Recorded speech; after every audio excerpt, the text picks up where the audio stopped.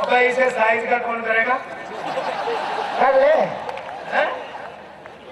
चल चल जल्दी चल। अरे इसका कोई है क्या? सो गया वो तो पता। जगाओ जगाओ इसको। ओ चल चल। ये आवाज नहीं बढ़ाना है यहाँ पे। अरे वहां से नहीं बढ़ा, यहाँ से घटा।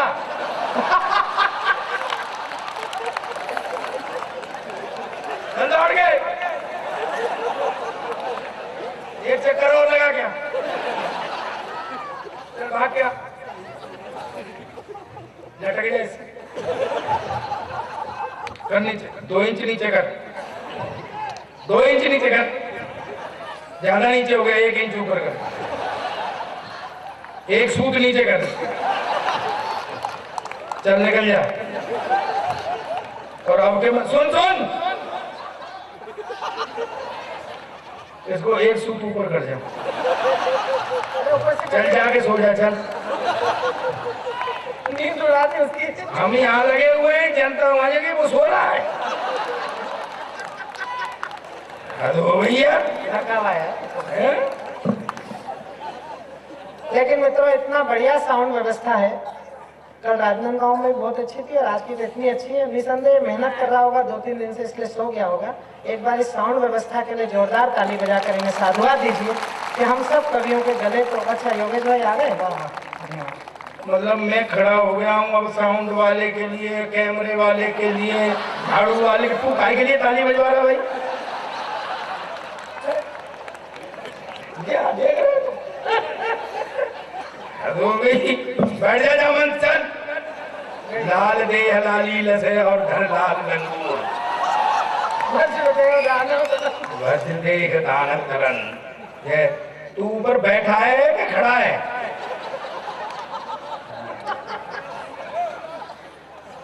बहुत देर से चला, यहाँ से शुरू हुआ मामला, वहां से हुआ सफेद से लाल काले पीले सब निपट गए। सरदार का कोई नंबर ही नहीं ले रहा है। व्यवस्था बिगड़ने लगती है तब सरदार को सौंपी जाती है, वरना कांग्रेस को अब सुधराई थी सरदार की। एक टिप्पणी करता हूं इस सदन के अंतर्गत, अगर सरदार शब्द को ही कुर्सी पर बिठाना था तो ये निर्णय आज से 68 साल पहले लिया गया होता और सरदार पटेल को कुर्सी पर बिठाया गया होता तो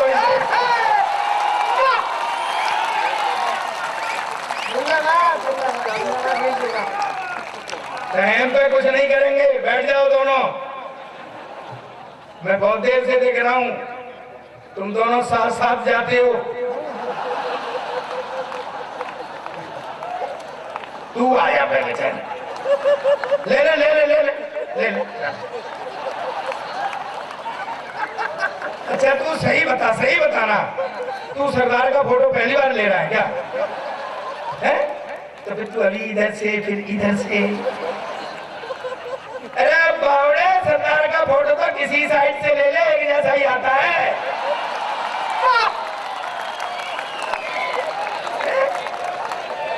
खामा का मेहनत कर रहा है भाई। और बताओ, किसी भी सरदार का ले ले, एक जैसा ही आता है।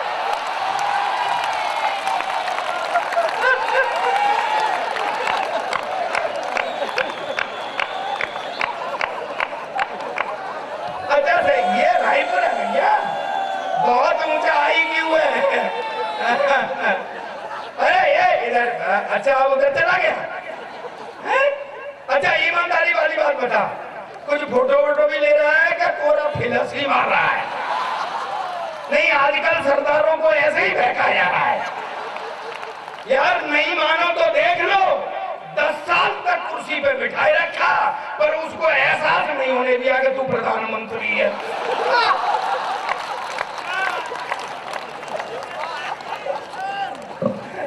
मस्ती के मूड में आया, जितने इन सब ने मिलकर तुम्हारे प्राण पिए उतना अकेला पीऊंगा।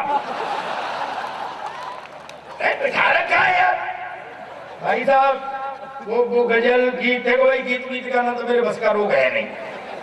और वैसे भी सरदार गीत गा रहा हो तो ऐसा लगता है बिना लाइसेंस के ट्रक चला रहा है। भाई कभी मन तो रुकता ही नहीं। और प्यार मोहब्बत की बात हम भी कर सकते हैं, ऐसा नहीं है, कहाँ है मंत्री जी, किधर बैठे हैं? मंत्री जी को सैल्यूट करता हूं, 4 पंक्तियां में मंत्री जी को ही देता हूं। लेंगे हैं? स्वागत होगा भाई। चलो जंगल में दूंगा, वन मंत्री है ना। एक नेता ने अपनी पत्नी से कहा, वोट मुझे देना प्रिय दुनिया घुमाऊंगा। एक नेता ने अपनी पत्नी, इसमें बाबा का क्या है? मैंने नहीं करी वैसे। एक नेता ने अपनी पत्नी से कहा, वोट मुझे देना प्रिय दुनिया घुमाऊंगा। पत्नी बोलो, छोड़ो जी, सदा ही झूठ बोलते हो, साड़ी तो दिलाते नहीं, दुनिया घुमाऊंगा। नेता बोला, मान जा हो कि इतनी तगड़ी आनी चाहिए कि लोग समझ जाए कि ये मंत्री जी के लिए हो रही है। हाँ। नेता बोला, मान जा, नहीं तो विरोधी की पत्नी को लाके तेरी सौतन बनाऊंगा। पत्नी बोली, आज विरोधी साड़ी दे गया है और कह गया है आज मंत्री बना।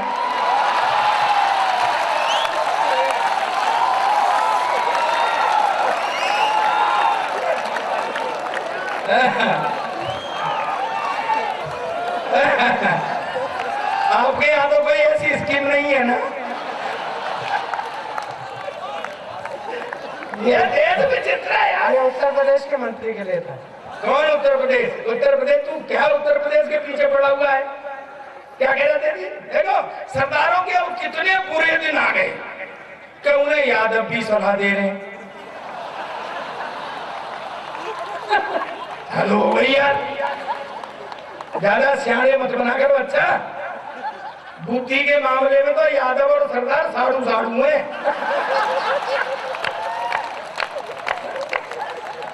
अरे सही बात क्या है? मैं ऐसा नहीं हूं जो बिहार में और उत्तर प्रदेश में यादव पाए जाते हैं। मैं एमपी का हूं। तू कहा के एमपी का है? तू क्या उनकी बराबरी करेगा? उत्तर प्रदेश के यादव सरकार चला रहे हैं, तुम अब तक ढोल डंगर चला रहे हो।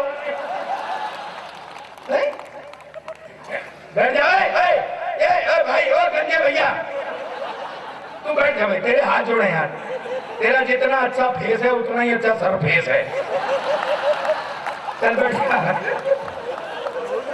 हाँ अब मत आइयो, नहीं हाथ फेर दूंगा तेरे ऊपर। नहीं क्या है, मैं तो बैठा बैठा ये सोच रहा था, छोटे छोटे बच्चे बैठे, मैं तो बैठा बैठा ये सोच रहा था कि अगर रायपुर के बच्चे रोज इस टाइम तक जगते होंगे, आप गलत समझ रहे हैं भाई साहब। मेरा मतलब है कि सुबह स्कूल जाने में परेशान करते होंगे। क्या है कि बच्चा एक मेरे पास भी है, पिछले 5 साल से एक ही क्लास में पढ़ रहा है। कल परसों मैंने उसे बुला के गई, नहीं बेटा कुछ पढ़ा लिखा कर। कहता पापा जब सारे ही पढ़े लिखे जाएंगे तो कोई सरदार भी रहेगा। और मैं कहा सारे सरदार आजकल सबसे ज्यादा पढ़े लिखे, देख ले इतना पढ़ा लिखा कोई प्रधानमंत्री नहीं आया जितना अपना सरदार था। कहता क्या खाक पढ़ा लिखा था, मैडम की बात मानता था। और मैं कहा मैडम की बात तो ये सारे ही सरदार मानते, घर में किसी की नहीं चलती है। मंत्री जी मैं बहुत देर से देख रहा हूँ, भाई साहब पहले भाभी जी की तरफ देखते हैं तब हंसते हैं। एक टिप्पणी करता हूँ, ये मुझसे बोला ये शशिकांत, भाई क्यों ही सरदार तू बाहर तो बड़ा शेर बना रहता है, घर में जाके म्याऊं हो जाता है। हम शेर तो मैं घर में भी रहता हूँ, पर वहां माता सवार हो जाती है। तो मैंने बेटे से कहा, मैंने कहा बेटे कुछ भाइयों में उठने बैठने काबिल कर, कुछ ऐसा कर जिससे मेरा सिर ऊंचा हो।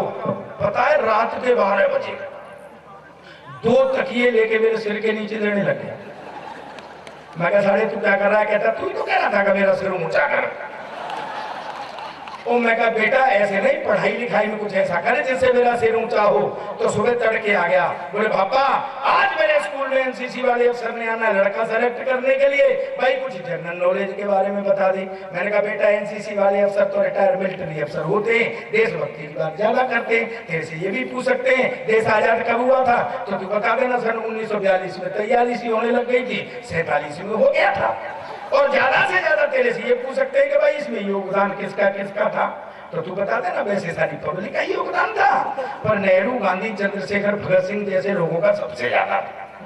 पर भाई जी वो तो बेड़ा गर्क कर आया। दरअसल उस अफसर ने उसे सवाल ही कुछ और पूछ लिया, क्योंकि बेटे तेरा जन्म कब हुआ था? कहता जी सन 1942 में तो तैयारी से, और 47 में हो गया था। कहता जी अब आप मुझसे ये पूछोगे कि इसमें योगदान किसका किसका, तो वैसे तो सारी पब्लिक का योगदान था,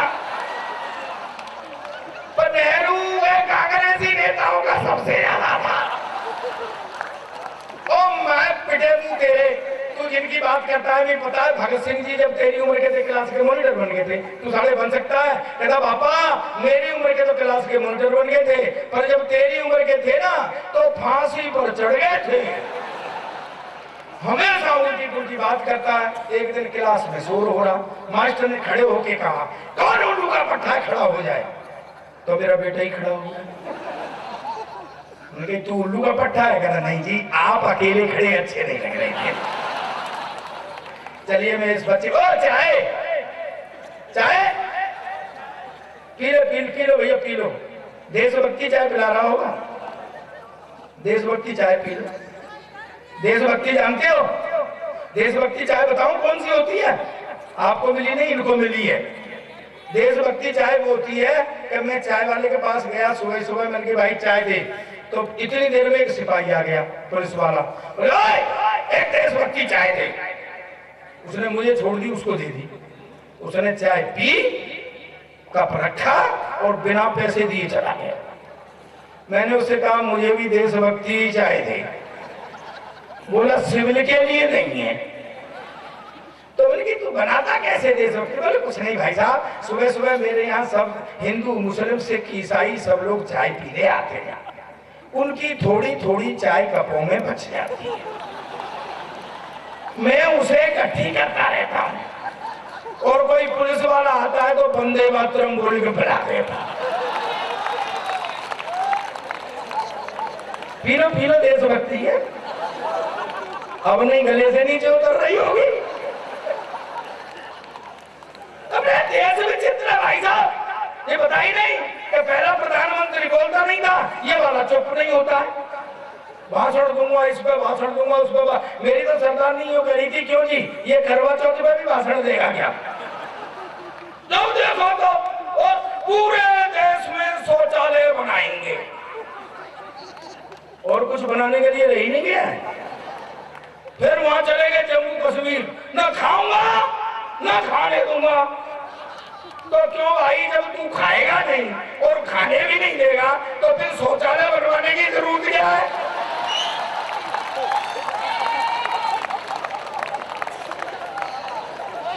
दूसरे लोग भी उत्साहित होते हैं, मेरा अर्थव्यवस्था मजबूत करूंगा। बोले कैसे? अपना सूट ही बेच दिया 4.5 करोड़ में। लोग दूसरे भी उत्साहित हुए। बाबा रामदेव बोले मैं भी अपना सूट बेचूंगा। लोगों ने कहा तेरे पास कौन सा सूट है? बोले मैंने पहना नहीं था कि वो रामलीला मैदान में।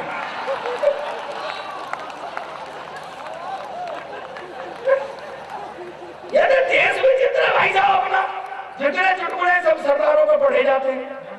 कभी आपने सोचा क्यों मैं बताता हूँ। पहली बात तो ये कि हमारी आइडेंटिटी है।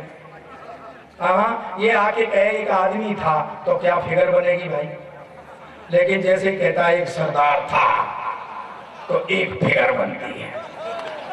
और दूसरी बात यह है दोस्तों, अब मुझे आपकी आगे से पीछे तक पूरे सदन की ताली चाहिए। दूसरी बात यह है कि जहाँ भोलापन और बहादुरी दोनों चीजें इकट्ठी हो जाती हैं, वहां मस्ती अपने आप उत्पन्न हो जाती है।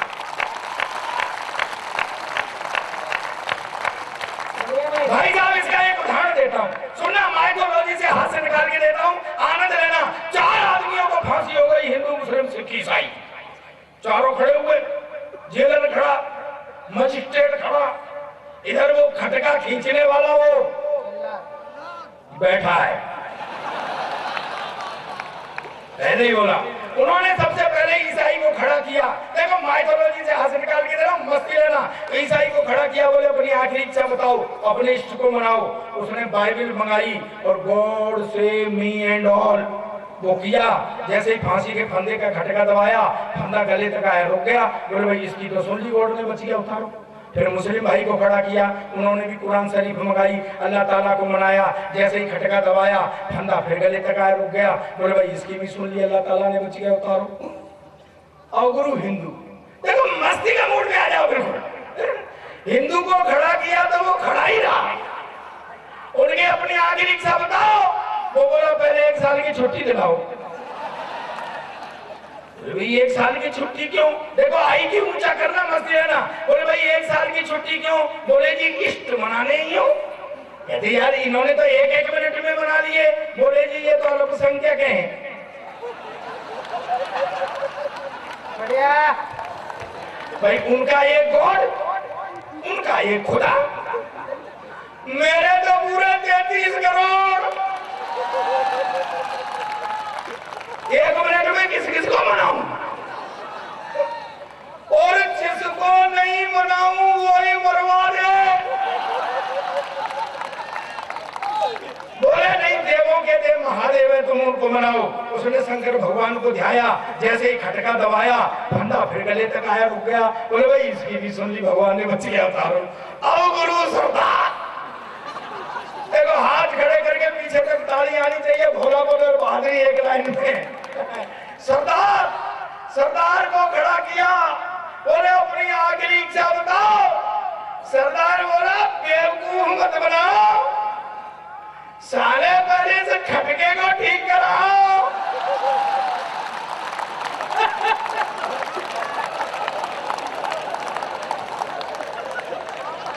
और इन तीनों को फिर से लाइन में लगाओ। अब सब मिलकर एक बार जोरदार तालियां बजाओ।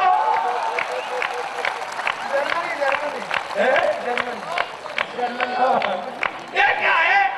नहीं दरअसल क्या है सरदार साहब, हालांकि मैं इधर देखता हूँ, मेरा सामने वो बैठा हुआ है चड्डा, वो चड्डा टेनिस एकेडमी वाला, वो बिल्कुल मेरे सेंटर पे आके बैठ गया है।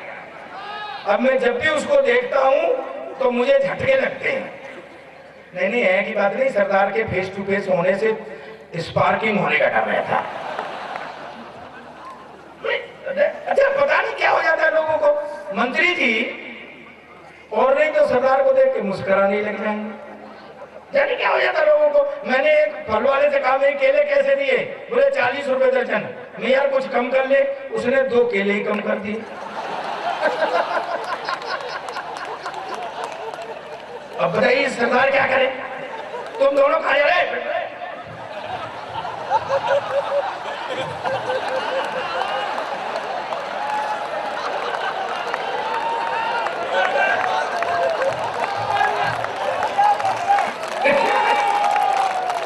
भाई इन्हें बात मान ली, सरदार की ताली बजा दो। उनके मान जाइए। और अंधेरे में दोनों इकट्ठे तुम क्या करते जाके?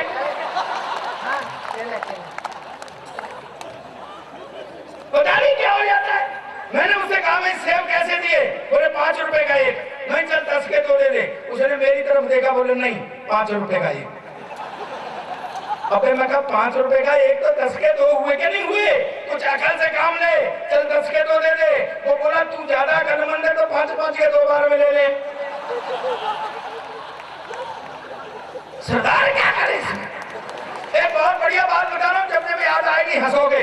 वो सेब लेकर के मैं खाने लगा तो उसमें कीड़ा निकल आया। मैंने कहा देखना भाई साहब, सेब में कीड़ा निकला है। वो बोला जी अपने अपने मुकद्दर की बात है, कल तो एक ही हीरो होना निकली थी। पर सरदार साहब एक बात बताऊं, ये सरदार भी ऐसी हरकत करते हैं, तब ये बातें बन जाती हैं। आई की ऊंचा करना, मस्ती लेना। एक सरदार जी ने रिक्शे वाले से पूछा, हाँ भाई खा लिया? बोले जी हाँ। तो आजा फिर ताश खेलते हैं।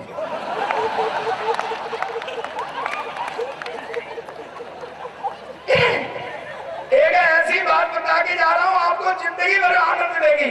एक सरदार जी बैंक में पैसे जमा कराने गए, कैशियर ने गिने पूरे पैसे, उन्हें 500 के 2 नोट निकाल के दे दिए। सरदार जी ये जमा नहीं होंगे। सरदार बोला क्यों नहीं होंगे? बोले जी ये फटे हुए हैं। सरदार बोला तुझे क्या मतलब है, मैं अपने खाते में जमा करा रहा हूं।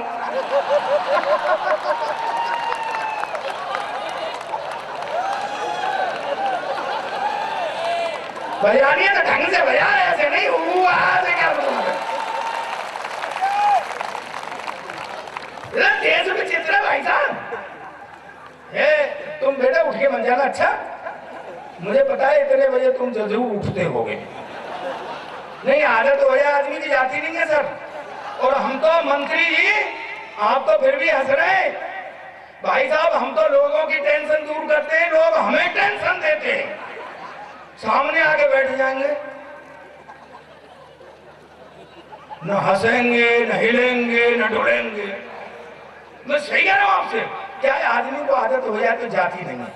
एक वो अधिकारी को आदत हो गई, कोई छुट्टी मांगने आया कर्मचारी, बोले नहीं काम खराब हो जाएगा। तो बोले कि सर मुझे काम है मुझे। अच्छा बोले बदले में किसी को रख जाओ तो चले जाओ, काम खराब नहीं होना चाहिए।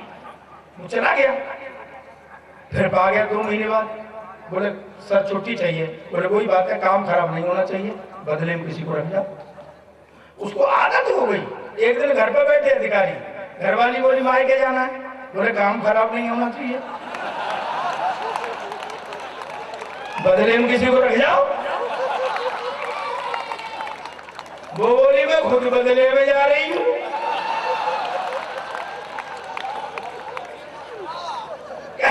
क्या आदमी की आदत हो जाती नहीं है। और जिस हरकत को दिन में करता है उसे फिर सोते सोते रात में भी करता है। वो मेरे पड़ोस में रामलाल जी रहते हैं, उनकी कपड़े की दुकान है।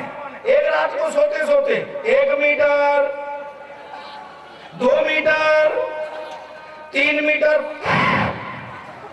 घरवाली ने एक दिया कान के नीचे, तेरी दुकान का कपड़ा नहीं देने, मेरी साड़ी फाड़ दी। सर आदमी की आदत हो जाए जाती नहीं। मंत्री जी ये पुलिस वाले जो दिन में वो रात को सोते सोते पुलिस वाला लगा साइड में, चल साइड में, आजा साइड में। घरवाली ने हेट दिया पीछे से, मैं तो कब से साइड में हूं, तू ही नो एंट्री में घुसा आ रहा है।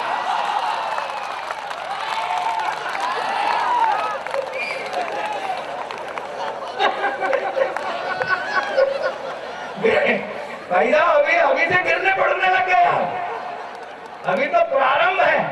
सरदार जी बैठ जाओ, सरदार जी चड्ढा साहब बैठ जाओ बैठ जाओ बैठ जाओ। नहीं वो खिलाड़ी आदमी है, खेलने का मन कर रहा होगा।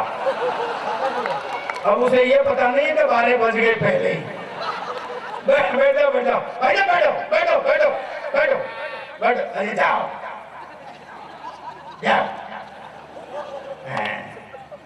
तुम्हारे बगैर कोई सुना थोड़ी हो जाए। जिस आदमी के मुकद्दर में नहीं हंसना वो नहीं हंस सकता। एक बात कहना चाहता हूँ दोस्तों, बात पहुंचा तो मुझे तालियों से बताना, मैं रायपुर के अंतर्गत हूँ। बंद हो समस्या की उपेक्षा करते हैं, बंद हो समस्या की उपेक्षा करते हैं, पर हंसते हुए होठ समस्या का समाधान करते हैं। बढ़िया बताना। ये बहुत बड़ी फिलॉसफी है। क्या है, एक अंग्रेज आया मुझसे बोला सरदार जी तुम्हारा देश बहुत गरीब। मैं कि पहली बात तो ये है कि देश गरीब नहीं हो रहा है तो साले तुमको क्या मतलब है। बोले नहीं नहीं मैं नहीं नहीं क्या, तुम हो यूज एंड थ्रो वाले और हम इंडियंस मिनिमम इनपुट से मैक्सिमम आउटपुट लेने वाले। बोले कैसे? मैं बताता हूँ। टूथ ब्रश करते हैं, नहीं ब्रश खराब हो जाता तो क्या करते हैं? बोले फेंक देते हैं। हुआ नहीं यूज एंड थ्रो। अरे बोले तुम इंडियंस क्या करते हैं? करते रहते। जब बाल खराब हो जाते हैं तो एक बार कैंची से फिर काट के सीधे कर लेते, मिनिमम इनपुट से फिर करते रहते हैं। जब वो बिल्कुल खराब हो जाता है तो हम उसको फेंकते नहीं, आगे का हिस्सा काट के अलग कर देते हैं और पीछे वाले हिस्से को पाजामा में नाड़ा डालने का यंत्र बना। सारे इंडियन आदमी इतना जुगाड़ू होता है, सिगरेट फूक जाए तो 15 मिनट तक तो फिल्टर से ही बजा लेता है। ये अंग्रेज एकदम से मेरे से बोला, देखिए ये मेरा ट्रेडमार्क है। लेकिन आपने सुना होगा, किसी के मुंह से सुन लिया होगा, मस्ती में करना फिर भी आनंद लेना। अंग्रेज एकदम से मैं देश से जोड़ता हूँ, एकदम आपसे हंसते हंसते देश से जोड़ना। अंग्रेज मुझसे बोला, सरदार जी तुम हिंदुस्तान की इतनी हिमायत करते हो, तुम हिंदुस्तान के बारे में क्या जानते हो? मैंने कहा मेरा देश है हिंदुस्तान, मेरा वतन है हिंदुस्तान, मैं नहीं जानूंगा तो तू जानेगा क्या? बोले बताओ तुम्हारा राष्ट्रीय पक्षी? मैंने कहा मोर। बोले राष्ट्रीय पशु? मैंने कहा शेर। बोले राष्ट्रीय झंडा? मैंने कहा तिरंगा। बोले हाँ तुम फंस गया ना, उसमें 3 रंग होता है, ऊपर जो सैफरन कलर केसरिया है वो हिंदू का है, सफेद रंग क्रिश्चियन का है, हरा मुसलमान का है, तुम तो सिख है, तुम्हारा झंडे में क्या है? उल्लू के पट्टे अंग्रेज तुझे कौन समझाए, ये जो झंडे में डंडा है ये साले तेरे बाप का है क्या? पर भाई जी वो तो मेरे पीछे ही पड़ गया, इसकी दुर्गति करता हूँ, आनंद लेना। वो दरअसल क्या है, मुझे नीचा दिखाना चाहता था। मंत्री जी इन अंग्रेजों ने हमारे यहाँ राज किया है, वो अभी भी हमको घोड़ा वाला हिंदुस्तानी समझते हैं। वो ये नहीं समझते कि अब हम उनके बाप हो गए। वो दरअसल वो नीचा दिखाना चाहता था। एक वो खड़ा हुआ था फल वाला, उससे बोला व्हाट इज दिस, ये क्या है? बोले सर ये बनाना है, बनाना केला। व्हाट? तुम्हारे देश में इतना बड़ा केला? हमारे देश में इतना बड़ा केला। फल वाले ने मेरी तरफ देखा, मैंने कहा भाई विज्ञान का जमाना, हो सकता है कोई वैरायटी आ गई। उसने फिर इशारा किया व्हाट इज दिस, ये क्या है? बोले सर ये एप्पल सेब। बोले व्हाट? हमारे देश में इतना बड़ा सेब? हमारे देश में इतना बड़ा सेब। मेरी भी देशभक्ति जागी। मंत्री जी मैंने उठा के तरबूज कंधे पे, बोला ये क्या है? मैंने कहा हमारे यहाँ का अंगूर है। बता तेरे यहाँ कितना, अब बता साले तेरे यहाँ कितना बड़ा अंगूर होता। मंत्री जी उतार लूं? दोस्तों मैं देखना चाहता हूं कि हिंदुस्तान कितना धड़कता है। हिंदुस्तान का जैसे मेरे भाई ने कहा कि हम इतिहास भूल बैठे हैं, लेकिन आप नहीं भूले होंगे। मैं जानता हूं ये रायपुर है, ये कौशल है, ये महाकौशल है, ये अननिहाल थी भगवान राम की। यहाँ कोई चीज लोग भूलते नहीं। आप राष्ट्र से जरूर जुड़ते होंगे। राष्ट्र से जुड़ती हुई बात मैं देखना चाहता हूँ, एक व्यक्ति की ताली मेरे साथ आनी चाहिए और अंग्रेज का क्रियाक्रम करता हूँ, तू भी बजाना। अंग्रेज एकदम से मेरे से बोला, सरदार जी दुनिया की सबसे बहादुर कौम अंग्रेज। मैं कहा नहीं, दुनिया की सबसे बहादुर कौम हिंदुस्तान। बोला तुमको पता नहीं है, अंग्रेज लड़ाइयों में ज्यादा शहीद हुआ इसलिए अंग्रेज बहादुर है। मैंने कहा हिंदुस्तानी ज्यादा शहीद हुए। बोला अंग्रेज। मैंने कहा हिंदुस्तानी। बोला अंग्रेज। मैंने कहा हिंदुस्तानी। एकदम मेरे से बोला अच्छा एक काम करो, अपने अपने शहीद का नाम गिनाओ और गाल पे एक थप्पड़ मारो। मैंने कहा पक्की।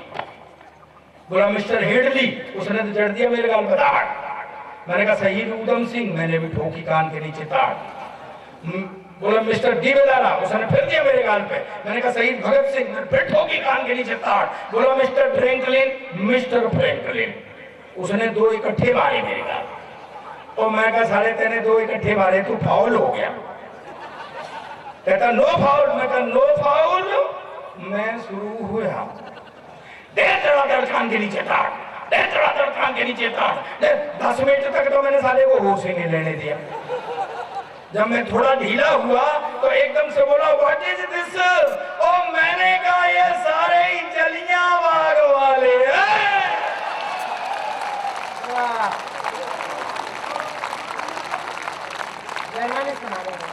दोस्तों मेरे संग तो पंगे लगे रहते हैं। पिछले दिनों क्या हुआ कि मैं चला गया वहां बॉम्बे। हाँ बॉम्बे चला गया लाफ्टर के लिए। तो सरदार ने सोचा ये गया कहां। भाभी जी मैं बहुत देर से देख रहा हूं आप ताली नहीं बजा रही हैं, कोई फीलिंग नहीं आ रही है क्या? ताली बजाने की फीलिंग कैसे आई? आप ऐसे हाथ करो और इस हाथ को समझो भाई साहब, फिर बजाओ। देखो कैसे बजती है। और वो याद करो, उस दिन नीली साड़ी नहीं दिलवाई थी, उस दिन पीली नहीं दिलवाई थी। दोस्तों मैं चला गया बॉम्बे और सरदार ने सोचा ये गया काम। उसने फोन किया, बोले भाई कहाँ है तू? मैं कि बॉम्बे। बोले बॉम्बे क्या कर रहा है? मैंने कहा मैं लाफ्टर कर रहा हूँ। अब वो क्या है कि वो बिना पढ़ी लिखी व्यक्ति है, उसकी समझ नहीं आई। बोले क्या कर रहा है? अरे मैंने कहा लोगों को हंसा रहा हूँ। कहती घर आ जा, ये बच्चे रो रहे हैं, पहले इन्हें रख ले। अच्छा मैं जब लाफ्टर चैंपियन बना तो मुझे जर्मनी से एक फोन आया कि यहाँ आओ और हंसाओ। मैंने कहा यार मेरे को जर्मन तो आती नहीं है। तो वो हमारा सुरेंद्र है ना, सुरेंद्र तवड़ तवड़, कौन कौन जानता है? सुरेंद्र की तो मुझसे भी ज्यादा टीआरपी है।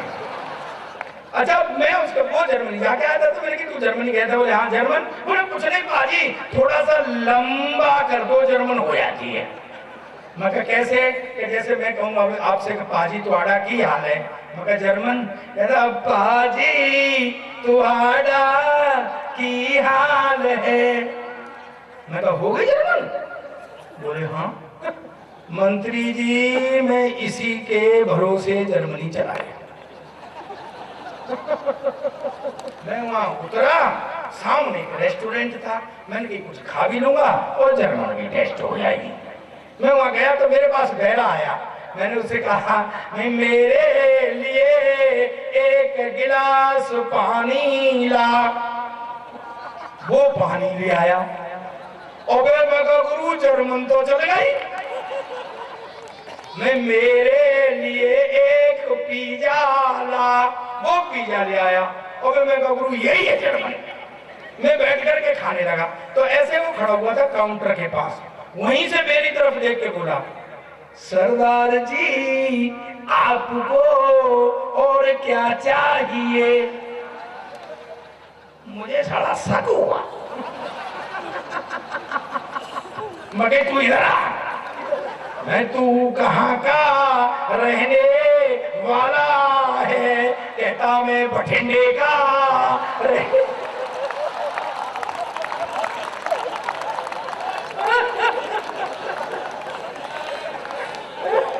गुरु इसका असली पंच तो अब है।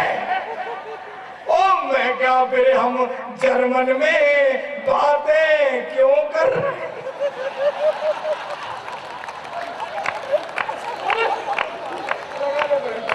दरअसल युग की बात होती है मंत्री जी, जमाने की बात होती है। एक जमाना था जब लोग पैदल पैदल स्कूल जाते थे। अब तो हमारे जो बच्चे हैं इनके लिए एसी बस हो गई, अपनी गाड़ियों से छोड़े आते हैं, मोटरसाइकिल से छोड़े आते हैं। पहले कहाँ थी? पहले तो पैदल जाते थे। फिर आपको क्या पता, आप तो स्कूल गए ही नहीं। नहीं मेरा मतलब है मास्टर घर ही आता था पढ़ाने।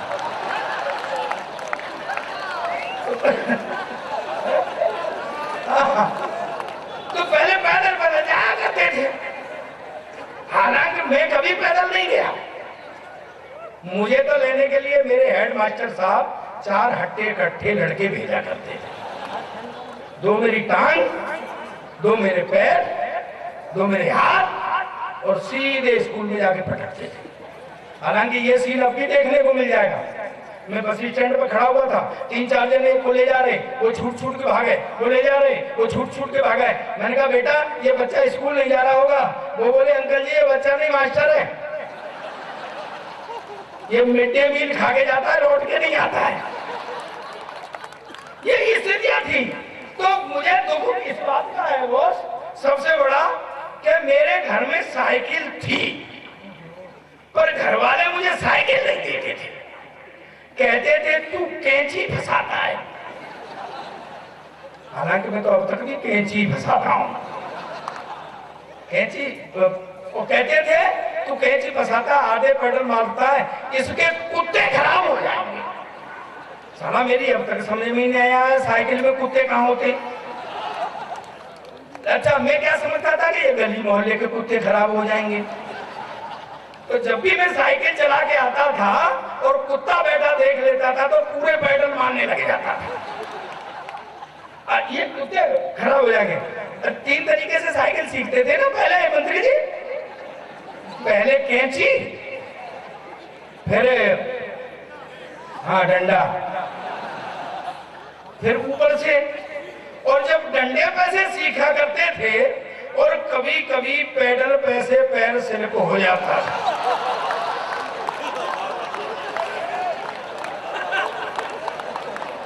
हाय हाय हाय हाय हाय, 15 मिनट तो साइकिल ऐसे पड़ी रहती थी, आदमी सारा नटवर लाल बन जाता था।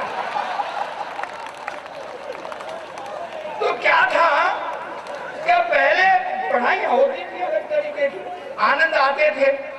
सबसे बड़ा आनंद इस बात का था कि मास्टर कुटाई करते थे तो भाई साहब कोई कुछ कहता नहीं था। दोस्तों, ये देश गुरु और शिष्य परंपरा का देश, यहाँ पर गुरु का स्थान भगवान से भी ऊंचा माना गया है।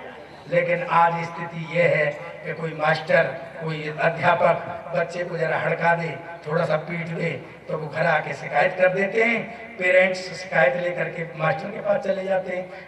कई तो FIR हो गई भाई साहब, मैं सच कह रहा हूँ, मास्टरों को जमानत करानी पड़ी। एक हमारा जमाना था दोस्तों, मास्टर अच्छी अच्छी नई नई किस्म लाते थे कूटने की।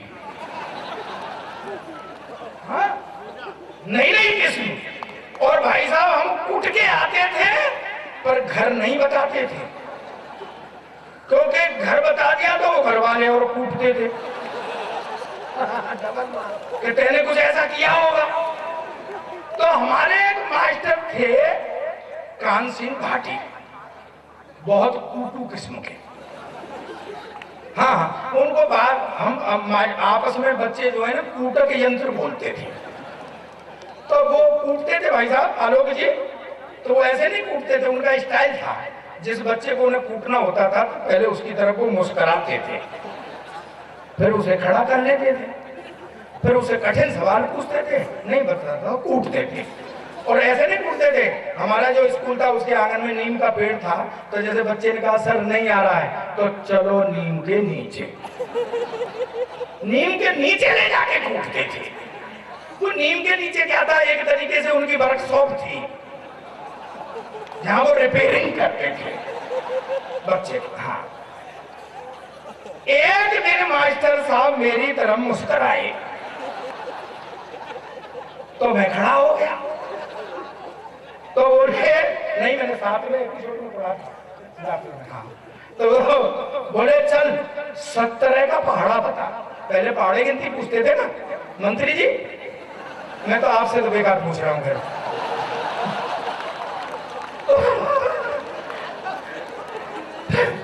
पहले पहाड़े गिनती ज्यादा पूछा करते थे। बोले चल 17 का पहाड़ा बता। मैंने कहा सर नहीं आ रहा तो चलो नीम के नीचे। ले गए, कूटा तो मैं घर पे आ गया। घर आकर के पहले 25 तक पहाड़े कूटा कर पहले पूछा करते थे, तो 25 तक के पहाड़े पे मैंने रट्टा मार दिया। मैं अब देखता हूँ इस कान सिंह भाटी को। एक 8 दिन बाद वो फिर मेरी तरफ मुस्कुराए तो मैं भी उनकी तरफ मुस्कुरा दिया। वो मेरा कॉन्फिडेंस तोड़ गए। बोले चल 27 का भाड़ा बता।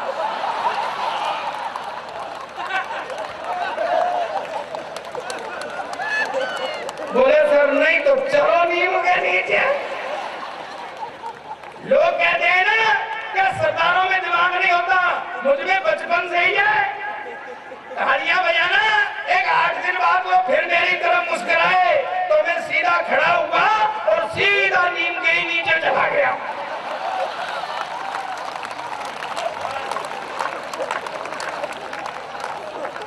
दोस्तों, जिस दिन से सरकार बनी है जम्मू कश्मीर में सबसे ज्यादा IAS के मंत्री जी बैठे हुए, उनकी उपस्थिति में कहता हूं पूरा हिंदुस्तान जानता है इस बात को, बच्चा बच्चा जानता है। जिस दिन से जम्मू में सरकार बनी है उस दिन से सबसे ज्यादा IAS के झंडे फहराए गए और सबसे ज्यादा पाकिस्तानी झंडे फहराए गए।